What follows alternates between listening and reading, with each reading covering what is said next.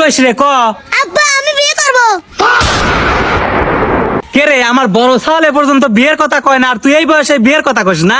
ওর নাই এজন্য কই না, আমার আছে এজন্য আমি কই। আমার নাই মানে? আরে আমার গার্লফ্রেন্ড আছে, তোমার কি আছে এজন্য আমি কইছি।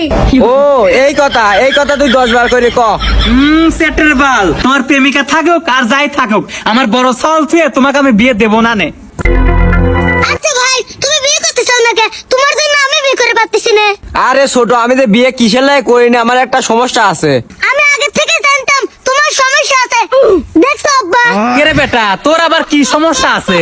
এই স্যার, তুই কি জানিস আমার কি সমস্যা? তুই খালি আন্দাজে কথা কইস। কি সমস্যা আছে তুমি আব্বা কো আমি শুনি। হরে বাপ, তুই ক আমার তোর কি সমস্যা, আমি তোর বাপ লয়, নির্ভয়ে ক। না আব্বা, কবলে আমি, আমার শরম করে। দেখছো আব্বা, বড় ভাইয়ের মনে করে সমস্যা আছে এজন্য করছে না। শোন বেটা, শরম লজ্জা করিস নে, এ যুগি শরম করলি গরম ভাত পাওয়া যায় না, বাপ মা হইলো বন্ধুর মতন, কয়েক লাদে বেটা, শরম করিস নে। আব্বা আমার সমস্যা হলে খালি মানুষের বউ পছন্দ হয়। আরো বললাম না বুঝিয়ে।